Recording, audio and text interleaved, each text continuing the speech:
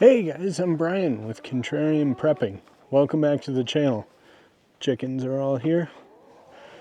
Let's sit down, let's have a talk. Thanks for tuning in. If this is your first time here, thank you for joining. I brought some friends here today for comic relief. You might even see my dogs if they run over here too. These guys are kind of hungry, so figured I'd throw them some worms. So, something I wanted to cover in this video, the last video that I did, it was about water and water storage, and not that that's unique, not that that's anything new, but it was the way that it was done, it was the method that was used and everything else. I've never seen it anywhere. I thought it was kind of cool. What's going on, killer? Here. What I wanted to go over in this video today was kind of call it a darker side of things. If we end up in a situation where there's something, regardless of what it is, whether it's, grid down, EMP. So something you may or may not consider is something that you very well could be up against in a situation like this is running into things that we never really even consider in this country. Sure, we talk about, getting antibiotics and getting this and getting that. That's great, but here's kind of the thing. If a major catastrophic event like that were to happen, stop and think for a second. What makes us any different than any other third world country? Nothing. What makes us any different than where we were 150 years ago? What I would like to kind of run through here is something, I did a whole bunch of research on this years ago. This is from the National Museum of Civil War Medicine. 620,000 soldiers died during the Civil War.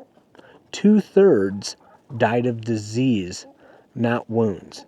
So let's think about that for just a second.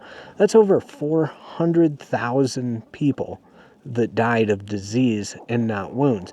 That's very significant, but let's take that a step further.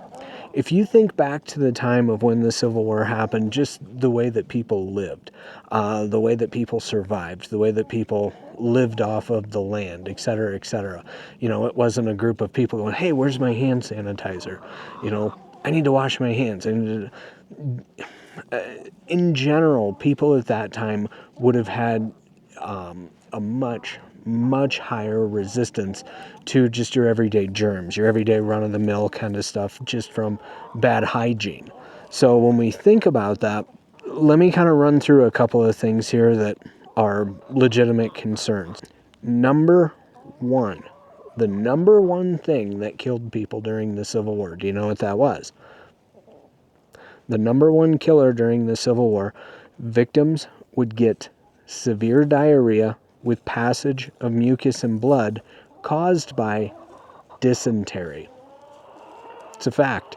So when we stop and we think about that, So when we stop and we think about dysentery, it's something, it's in the game, the Oregon Trail, and if anybody's ever played that, it's not something to laugh about, but it's one of those cards that you draw the card and you died of dysentery.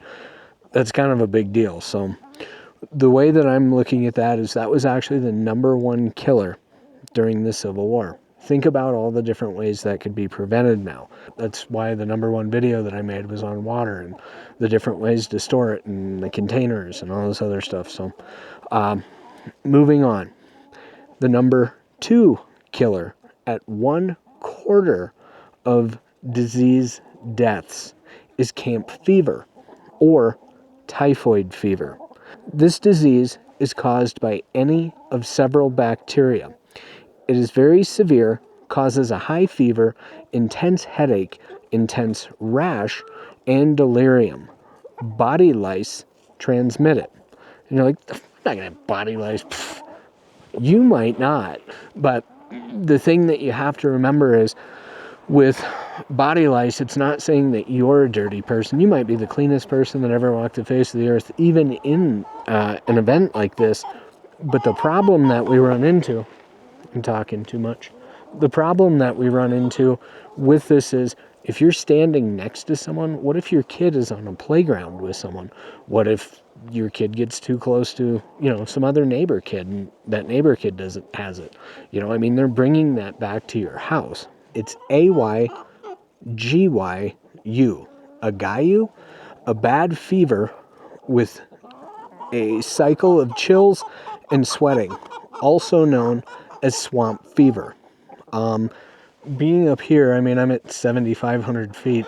I'm not saying we're immune to it here, but anything that has anything of swamp in the title, I'm going to say I personally probably don't have to worry about that, but that's not to say the people in the southern states do not. The next one is caused by a virus. This disease is carried by a specific mosquito and can be fatal. That's actually called yellow fever. Yellow fever is, again, up here, we have mosquitoes, but they're pretty rare. It's just not a common thing. So, next thing, malaria, shakes. These are spread, malaria referred to as the shakes. This is spread by mosquitoes. Scurvy. Nobody ever thinks about that. Nobody ever considers this and the possibility of stuff.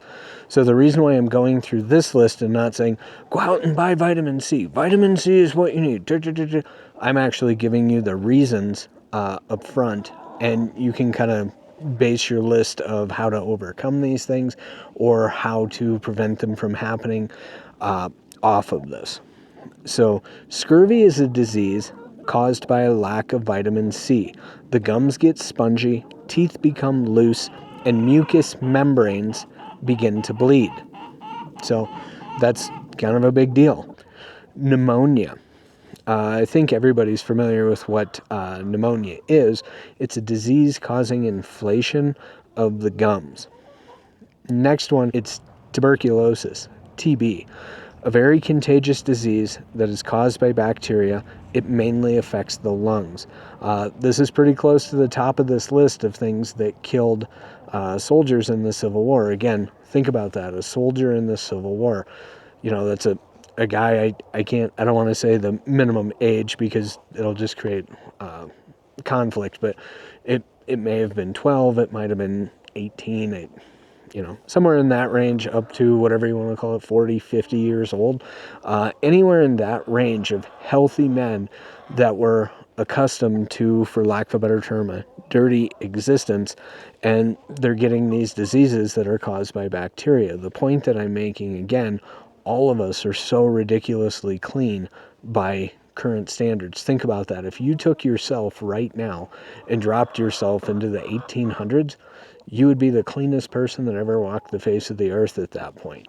Just put the pieces together on that. So when we talk about having hygiene and we talk about all these different things, those things are super, super important.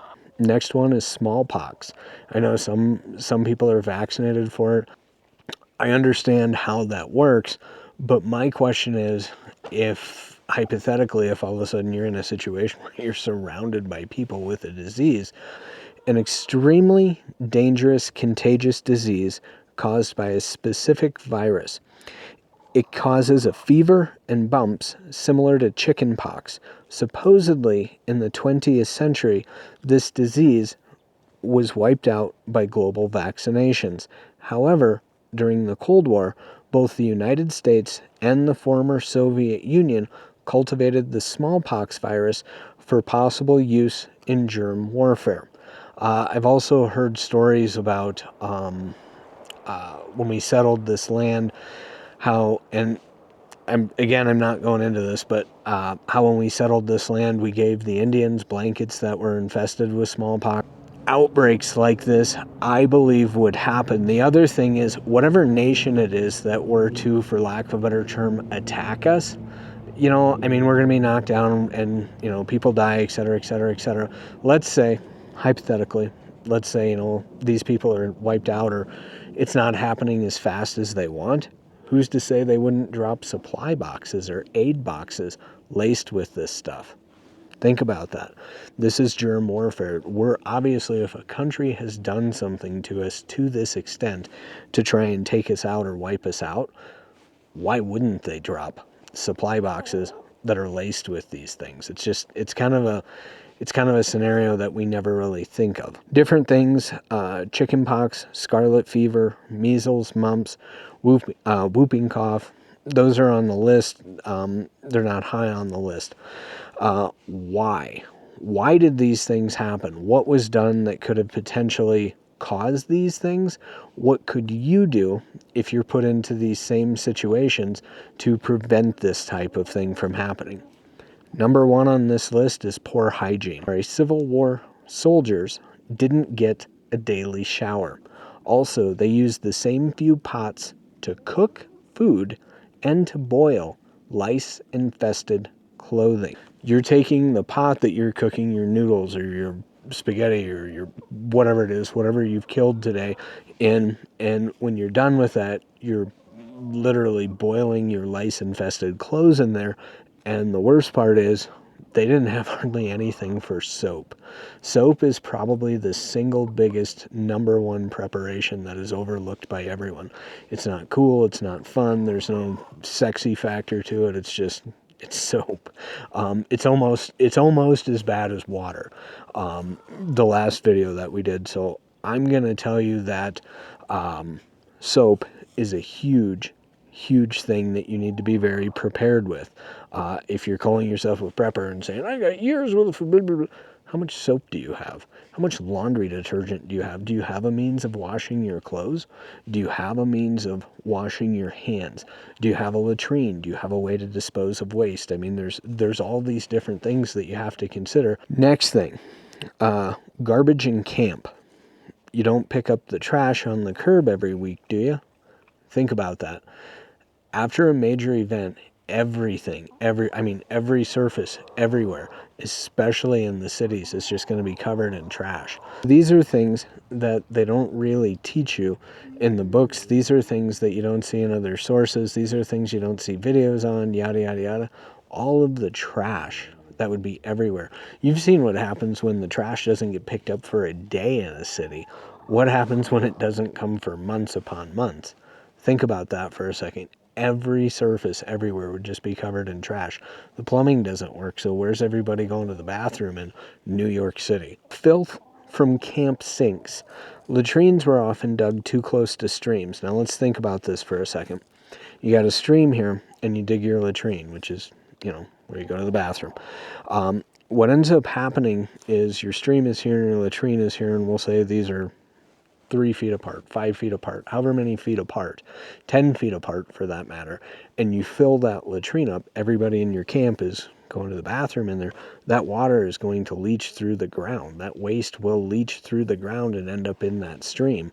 So what ends up happening, if that's a long-term camp for you, now all of a sudden your water supply is contaminated. The next thing is, though, is maybe you're smart. Maybe you don't do that. Maybe you'd never do that. I have a life straw. I filter all my water until you fall on your life straw or it falls out of your pack or who knows what. Now you don't have your life straw. Now you're relying on drinking that kind of water. Well, the problem is the animal that's half a mile upstream from you, the camp that's up there, the whatever that's washing diapers in that stream. Think about that for a second. Everyone downstream is a victim of that. It becomes a very, very big deal. The other concept is, well, what happens if you dig a hole off of the stream, fill it with water, and that's what we do with our dirty clothes or our dishes or whatever. Again, the problem that you're going to run into is that water will leach through the ground back into that stream. Overcrowding, close contact with other people, causes diseases to spread rapidly. When you pack people in a tight space and, half of those people are sick in a week, 2/3 or all of them will be sick. I mean, it's just a force multiplier, if you will. Exposure to all types of weather. Extreme hot, extreme cold. Up here, I don't really do much with extreme hot. We don't even have air conditioning. If I had an air conditioner, I would probably use it maybe 5 times a year, 5 days out of the year. There's no need for it up here. Extreme cold is a little bit of a different story. Again, here it snows by the foot. In the winter months, I'm actually up here with the machine, and I'll clear this whole, that's why we have no grass or have nothing that looks presentable, is I plow everything up here so that way the chickens can get out, and then we'll throw feed out here and stuff for them. Same thing with the dogs. They need a place to go that's not snow covered. The little dog does. Improper and inadequate diet. Spoiled foods. Staple foods were hardtack for Union soldiers and cornbread for Confederates. Fresh fruit and vegetables were rare. I mean, I feel like that kind of goes without saying. But again, this is for people that in the areas that they live, it's even possible to grow that. Plant vegetables up here. Good luck. I mean, our soil won't grow it. And on top of that, we don't have that kind of a growing season. Soldiers received some meat, but often it's spoiled or was too full of preservatives to eat. There's all kinds of things that can spoil meat. That's time, that's temperature, that's exposure, bugs. Again, flies, mosquitoes, ticks, lice, maggots, fleas. These are all abundant. They all carry disease. A lack of medical knowledge. People don't know about germs and how they were spread.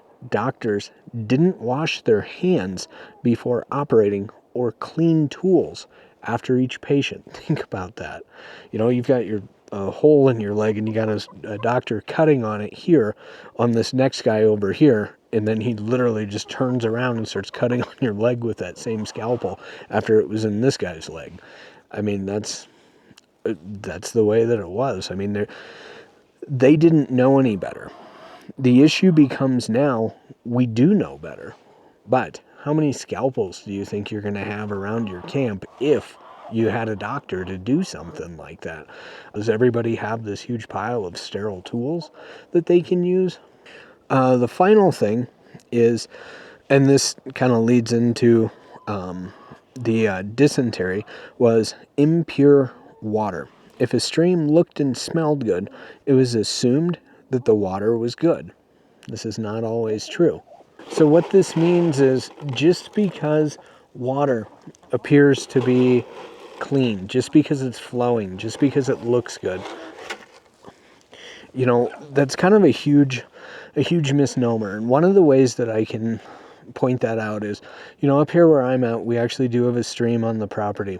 And I can tell you, if I go down to that stream and I walk like on the edge of the stream or even in the stream and up the stream, up here we have wildlife. We have big animals up here. I mean, we have moose, we have elk, we have deer, we have bear, we have mountain lion, we have coon, we have coyote. I mean, the list is miles long of all these different animals.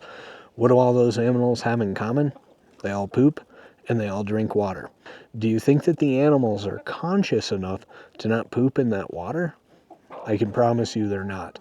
If I walk along that stream bed, it's just amazing the amount of animal feces that you have, not only in that stream, but right next to that stream. So there's no way in hell that I would, if I lived in the city, knowing what I know, that I would try and come up here with a backpack and keep my family alive. Quite frankly, it's the dumbest thing I think anyone could ever do. If anything, you're much better off heading east out to the plains if you're not already set up here. So thank you for watching this.